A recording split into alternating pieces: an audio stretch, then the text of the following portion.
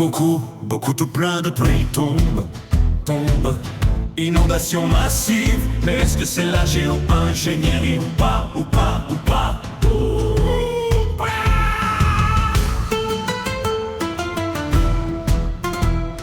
Le problème de ce soir, c'est qu'on va d'abord, je pense, commencer à un sujet qu'on a très légèrement abordé sur cette chaîne, très peu.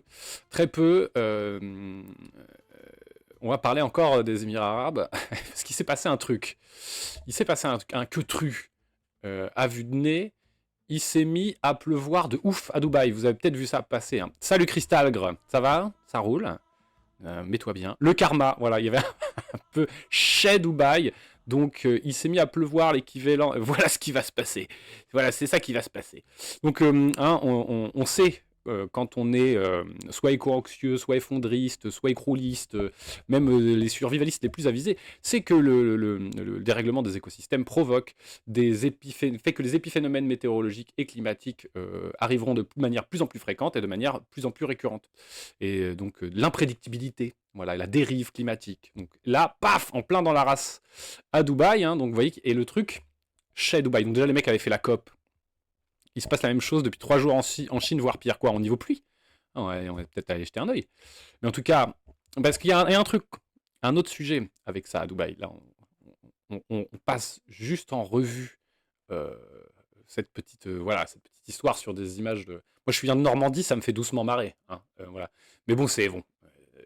Et puis bon, j'ai du mal à être très empathique avec Dubaï, non pas parce que ce sont des Arabes, ça au contraire j'en ai strictement... ça change un peu rien en fait, hein, dans ma manière de voir les choses, juste parce que c'est quand même des gens qui ont un taux de richesse très élevé. Et que du coup, quand il y a eu... après, ça c'est à Dubaï, hein, c'était pas au Qatar. Et le Qatar, la COP28 c'est le Qatar. Mais en fait, il y a un peu tous ces pays des grands princes. Bon, ils ont quand même... ils ont quand même voulu que la COP s'assure que voilà, tout le pétrole et tout, on n'arrête pas, donc ça leur tombe sur la gueule, donc chais. Cependant, il y a... Mais j'ai pas le chat d'affiché depuis le début, là, on est d'accord, hein? Ouh là là, ah oui, on va se mater le truc de la Chine et puis on revient sur regardez, parce que c'est pas normal que j'ai pas le chat d'affiché. Je vérifie. Je vérifie. Oui, voilà. Ah bah excusez-moi. Non mais c'est pas juste. Je peux pas vous squeezer comme ça. Paf. Voilà, maintenant vous êtes là. Ah bah voilà. Du coup, il y a plein de trucs qui sont plus bons. C'est-à-dire qu'en fait, la scène cam solo, on se retrouve à vous monter dessus, ce qui n'est pas correct. Hein. C'est quand même pas terrible. Voilà, donc on va se repositionner comme il faut. Et puis, on va pouvoir continuer. Donc voilà, c'est pour ça que je me disais, putain, tout est mal placé. Mais en fait, c'est que tout était bien placé, juste il n'y avait pas le chat. Voilà. Dubaï, il y avait 1 mètre de flotte partout, ouais, carrément. Petite optimisation de ton stream, tu peux passer ton chat en dark mode. Ah bah écoutez, avec plaisir. Mais alors, paramètres du chat.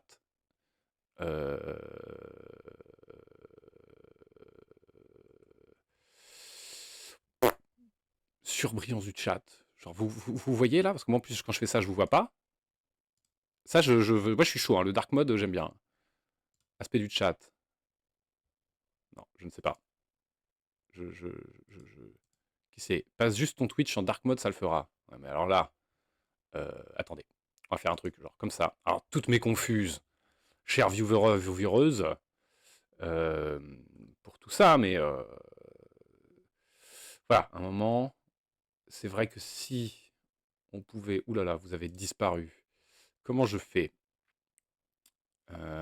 Comment? Paramètres? Pas du tout. Putain. Ah, thème sombre. Non, non, pas du tout ça. Excusez-moi. Hein. C'était littéralement sous mon pif depuis le début. Oh. Oh, tellement mieux. Voilà. Voilà. Voilà. C'est mieux, non? Hein. Genre, c'est quand même mieux. Hein. Mais moi, pour moi, c'est mieux. Genre, vraiment. Merci. Merci de me PL dans ce périlleux exercice qu'est le streaming. Bah, jetons un œil à ces fameuses inondations. Jetons-y un œil. Alors, à quoi ça ressemble? Donc, à vue de nez, hein, on est sur les épiphénomènes. Live en direct du chat. Et ça a l'air d'être... Waouh! Ça fait bader. Hein. Ça. Alors, par contre, je suis désolé de vous le dire, hein, la Chine, hein, mais mollo sur le terme du siècle. Voilà, aussi vrai qu'on déplore, hein, parce que ça, il y a des gens, leur vie, à mon avis, elle doit changer après un truc comme ça. Euh, mais on déplore, évidemment, que ce genre de truc arrive. Par contre, dire du siècle, enfin, voilà. De l'année, voilà, espérons, puisque nous ne sommes que le 4e mois de l'année. Jusque de la semaine. Le pire inondation du siècle en Chine, c'est tous les 10 ans. Ouais. Salut Fenêtre, j'aimerais pas être un oiseau. Salut Fenêtre. Hein. Alors n'hésitez pas à vous abonner, à suivre la chaîne. C'est pas vous abonner, à suivre la chaîne évidemment. Hein, si jamais vous ne suivez pas cette chaîne. Au moins pour profiter de la merveilleuse alerte. Voilà. C'est taré. Hein. Oh là là là là là là.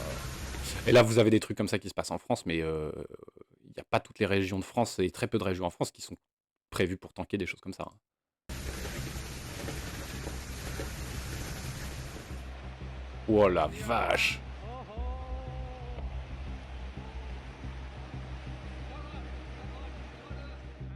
C'est fou hein, de se dire, en fait, on replace, hein. Évidemment, on est subjugué par des images telles que celle-ci, quoi, c'est complètement lunaire, mais que de se dire que ça va être de plus en plus fréquent et de plus en plus fort.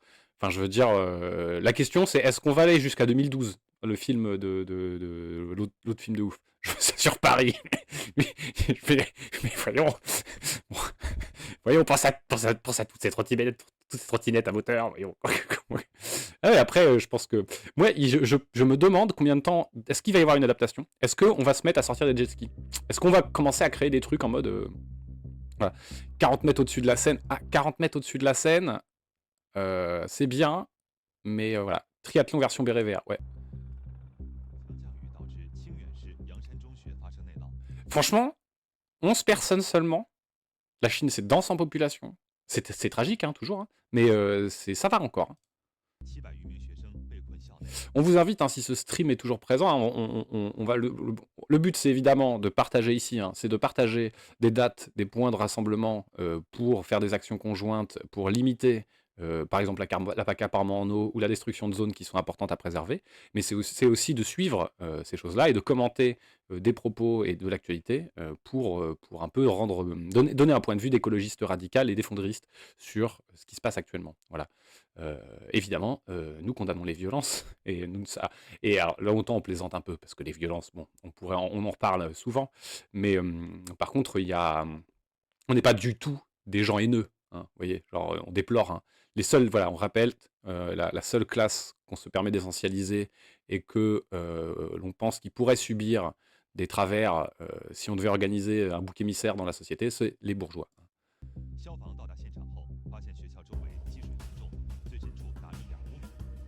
Dizaines de milliers de gens évacués. Hein. Putain.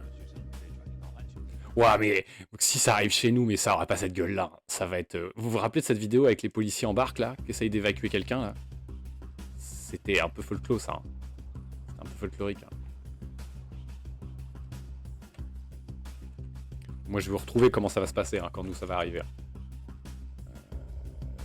Vous allez voir. Hein. Oh la vache! Oui, moi, là, ils en font des caisses. La foudre s'est abattue sur... Ouais, les gars, sérieusement, vous pouvez y aller plus mollo, quoi. La foudre s'est abattue, c'est la foudre, quoi. Hein, en même temps, c'est pas un dizaine de milliers de la Chine, tu évacues un immeuble, t'as déjà la moitié. Oh, quand même pas. Bon, bah, force aux Chinois, hein.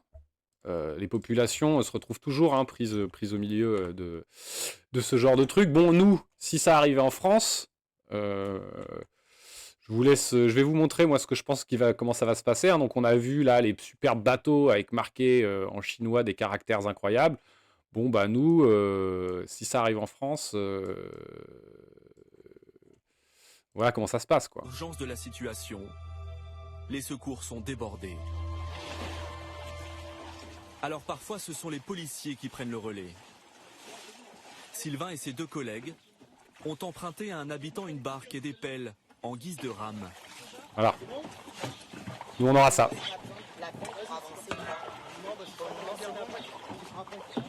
Tant bien que mal, ils Ah ouais. veulent vérifier que des habitants ne sont pas piégés chez eux.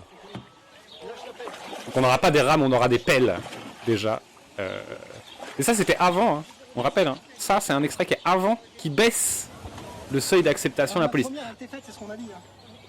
Voilà. Mais contrairement aux apparences, le courant est très fort. Oh, c'est merveilleux. Voilà. Leur mission va s'avérer plus difficile que prévu. C'est terrible parce que tu vois bien.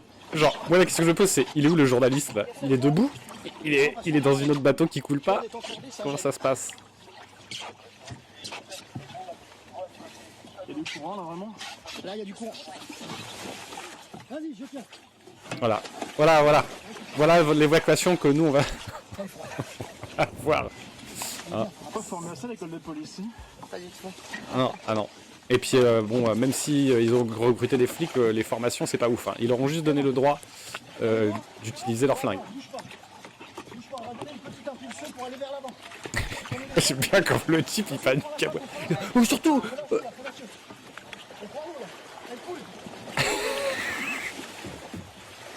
Bon, voilà. La scène pourrait prêter à sourire. Voilà, la scène pourrait prêter à sourire. Hein. Avez-vous souri chez vous? Avez-vous souri? Moi, ça, c'est la police que j'aime. Genre, bon, en vrai, non. On préférait qu'il soit compétent. Quoi. Et là, on a chopé vraiment un extrait pour se moquer, quoi. Voilà. Salut HP! Comment il va? Comment il va, HP le giraffe? Pauvre gars. Hein? Ouais. Heureusement que les flics sont pas chargés d'approvisionner les victimes, sinon ça aurait été le drame. Et le flingue, ils savent pas l'utiliser. Et oui, sous-formé, hein, comme beaucoup de forces de police du monde entier. Donc voilà, donc revenons donc sur cette histoire. Donc après ce petit florilège de voilà les Chinois, comment ils interviennent, ce qui se passe en Chine, il y a quand même un délire autour de ce qui s'est passé à Dubaï. Un des trucs que je trouvais intéressant d'aborder, c'est qu'en fait, donc nous on disait là oui machin, c'est parce que c'est les épiphénomènes climatiques, nanana, nanana, nanana. Mais il y a une autre thèse. Donc, je vous propose d'aller voir, acheter un œil ce qu'en dit. Il est Tango. Ce qu'en dit, voilà. Oui, c'est Dubaï, il a plus de ouf à Dubaï. Hein. Ce qu'en dit France Info. Et France Info, donc là, il y a un mec du GIEC qui a vu le nez qui tous les samedis décrypte les enjeux du climat, blablabla. Donc ça, c'était Dubaï. Semaine d'inondation dantesques qui ont touché Dubaï et plusieurs autres pays du Golfe, notamment Oman, où elles ont fait 19 morts. Donc là, l'enfer, hein, évidemment. Mais après, si c'est des riches, quelque part. Voilà. Deuil, paix sur les familles et sur les victimes. Mais si vous avez du pognon, vous pouvez faire des trucs. Nous, on a besoin de financement, par exemple. Voilà. Angoulême, donner de l'argent, donner de l'argent. En particulier sur cette polémique qui prend de l'ampleur sur les réseaux sociaux, selon laquelle les Émirats eux-mêmes auraient déclenché ces putins en ciel. Et oui, il y a une thèse comme quoi exactement ils ont joué aux apprentis sorciers du climat, et c'est de la géo-ingénierie.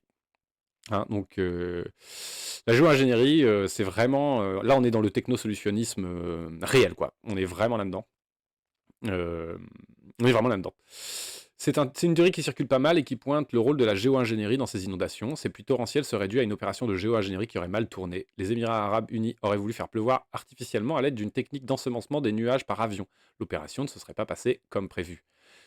L'ensemencement des nuages est une technique assez simple, en réalité, qui consiste à répandre dans les nuages différentes substances comme l'iodure d'argent ou les cristaux de sel, ce qui doit rendre la pluie vraiment très saine, je pense, pour déclencher des précipitations. C'est une technique communément utilisée pour lutter contre les sécheresses, par exemple. Et ce serait cette technique qui aurait déclenché ces inondations catastrophiques? Les experts sont très réservés. D'abord, le gouvernement émirati assure évidemment qu'il n'a pas mené une telle opération, et surtout, on rappelle que les précipitations étaient prévues par les modèles météorologiques.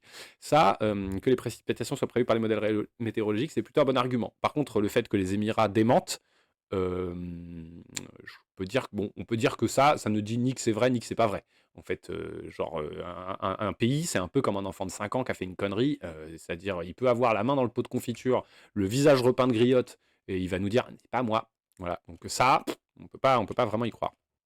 On peut vraiment y croire. Dubaï, Qatar et Co sont connus pour pratiquer massivement l'ensemencement de nuages. Ouais. Après, il faut avoir de gros nuages, et ça, c'est pas à la main qu'on les fabrique. Oui, donc il faut qu'il y ait des nuages pour ça. Et un des problèmes, normalement, du dérèglement climatique, c'est la disparition progressive de la couche nuageuse. Je vois trop bien le mec à Dubaï avec son torchon sur le crâne. On va faire une petite pluie pour arroser les jardins.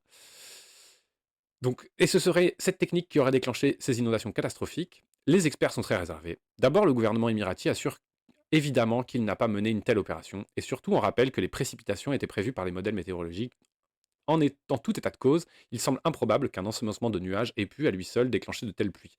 On regarde plutôt du côté du changement climatique, puisqu'une atmosphère plus chaude est également plus humide. Pour chaque degré de température supplémentaire, la teneur en eau dans l'atmosphère augmente de 7%. Ça, c'est vraiment moi, ça, c'est. Il y a plein de stats angoissantes avec ces histoires. Celle-là, moi, elle est pas mal dans mon top personnel. Voilà. Alors, si vous avez un top personnel, n'hésitez pas à le partager, hein. Avec plaisir, on le lit, quoi. Alors, oui, nanana, donc vous êtes en pleine discussion. Je vais vous faire un petit point sur vos échanges après avoir avancé un peu dans cet article, si ça vous va. Vu qu'on commence, moi, je suis en train de vivre mes premiers débuts où, dans le chat, vous êtes actifs et vous dites. Déjà, vous disiez toujours des choses intéressantes, mais là, vous êtes plus nombreux à dire des choses intéressantes. Donc n'hésitez pas à me dire voilà, si vous avez des préférences sur comment, à quel moment je lis, s'il faut que je lise tout, pas tout. Moi pour l'instant je trouve ça intéressant de tout lire. Mais voilà, on est toujours dans l'apprentissage du streaming.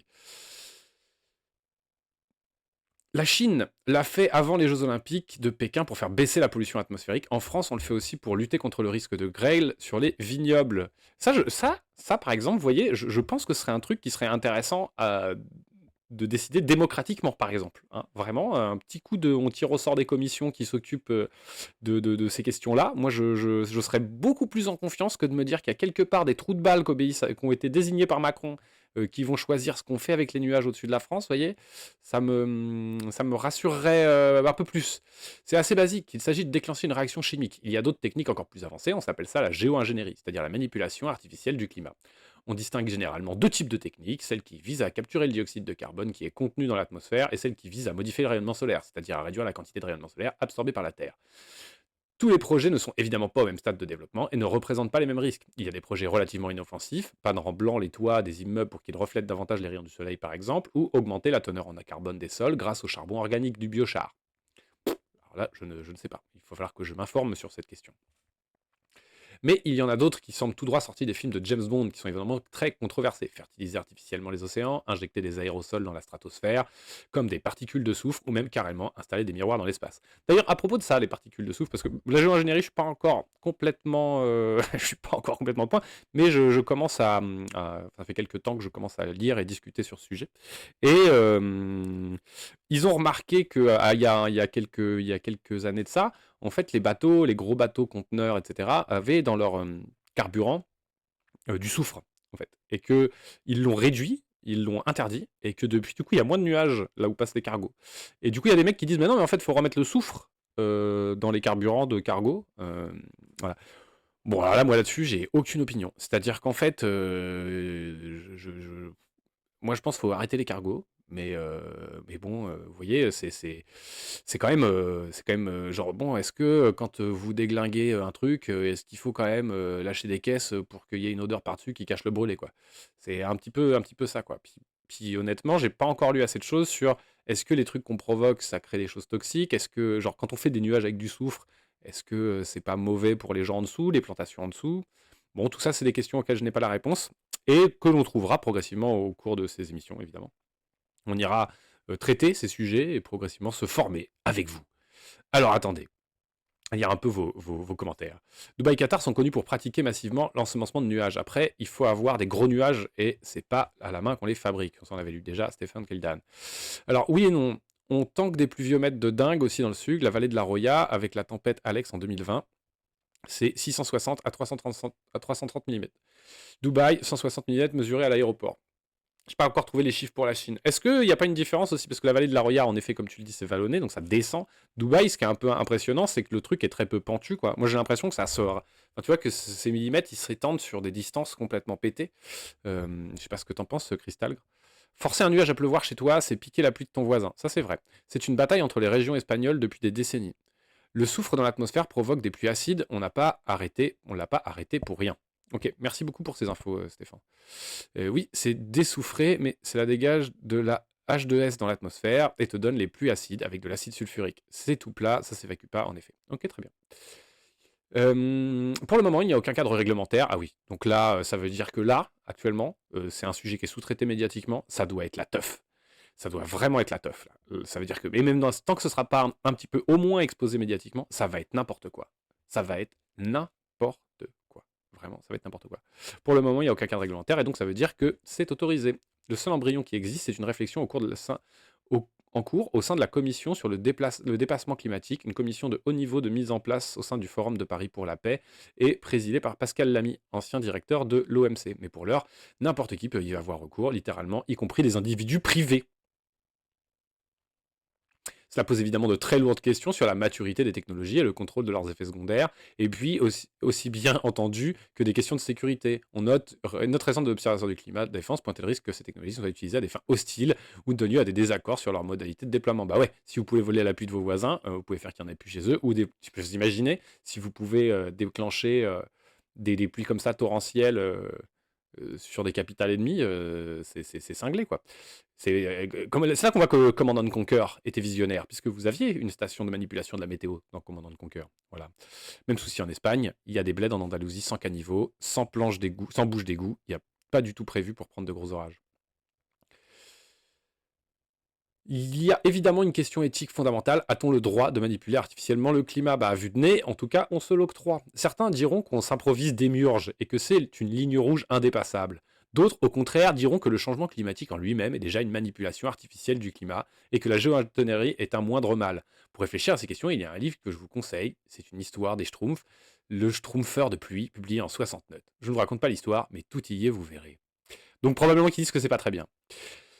Ça, c'est un peu des fois des trucs que je reproche avec les gens du GIEC, c'est qu'ils osent pas dire En fait, c'est quand même une mauvaise idée. Voilà. Alors qu'en fait, ils pensent probablement que c'est une mauvaise idée, mais ils n'osent pas le dire.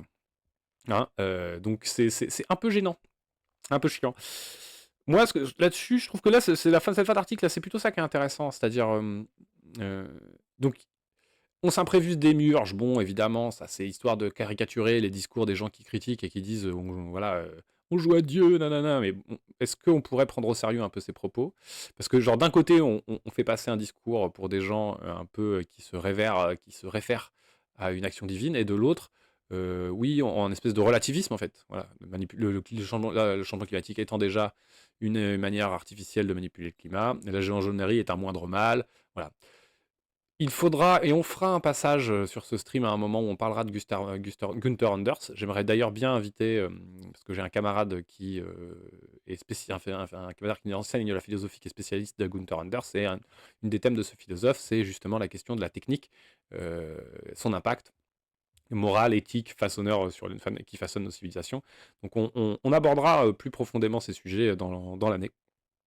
Mais globalement, moi, mon avis, c'est que il faut rendre tout cela visible à minima, et ça, c'est faisable avec l'état actuel des choses. Il faudrait que les journalistes couvrent un peu ça, donc ça, c'est faisable. Et si on avait un monde un peu mieux d'un point de vue démocratique, moi, ce serait les trucs d'importance. Je serais toujours pour qu'il y ait des commissions et des panels tirés au sort qui traitent ces questions multiples, quoi. Les décisions les plus difficiles à prendre, elles ont des meilleurs résultats quand elles sont prises collectivement. J'avais un autre article, mais je crois que tout a déjà été dit dans cet article de France Info. Juste l'article était sur neozone.org, donc je suis pas sûr déjà de la fiabilité. C'est juste qu'ils avaient l'air de parler un peu plus du démenti. Voilà. Et du coup, en vrai, puisque avec tout ce que vous m'avez dit, oui, il faut déjà les nuages. En fait, si l'activité météorologique avait prédit qu'il y aurait des nuages, ça rend pas du tout incompatible cette thèse, en fait. Parce que s'ils avaient dit oui, il va pleuvoir, que cette activité-là, elle était prévue, et que d'un coup, ça a pris plus d'ampleur que prévu, ça peut très bien être de la géo-ingénierie, en fait. J'ai l'impression. Hein. On va se lire quand même le petit passage sur cet article concernant la déclaration du pays en question. Les autorités démentent formellement... Ah, c'est un peu pourri, attendez. Attendez, c'est un peu nul. Évidemment, le site, vous n'avez pas le... Voilà. Hein. Hop. Les autorités démentent formellement. Voilà. Elles sont formelles, ils démentent. Sur les réseaux sociaux, les plus torrentiels sont donc la faute de l'homme. Ah oui, donc c'est Twitter s'est emballé. Hein, évidemment, Twitter s'emballe, ça veut pas dire que c'est faux, ça veut pas dire que c'est vrai, ça veut juste dire que Twitter s'emballe. Hein.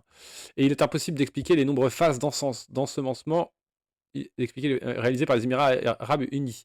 Lundi dernier, un avion avait même été dépêché pour profiter de nuages pour un ensemencement. Ce déplacement aurait-il provoqué un accident climatologique? Un ensemencement aurait-il pu mal tourner? Le directeur conjoint du Centre national de météorologie des Émirats a démenti. Il a dit, je me retiens de faire un accent, ce serait pas correct. L'un des principes de base de l'ensemencement des nuages, c'est que vous devez cibler les nuages à un stade précoce, avant qu'il ne pleuve. Si vous avez un orage violent, il est alors trop tard pour procéder à une opération d'ensemencement, a ajouté Omar Al-Yazedi, contredisant totalement les éléments relayés par Bloomberg. Voilà, en tout cas, en avril, ne te découvre pas d'un fil, hein, même aux Émirats. Voilà.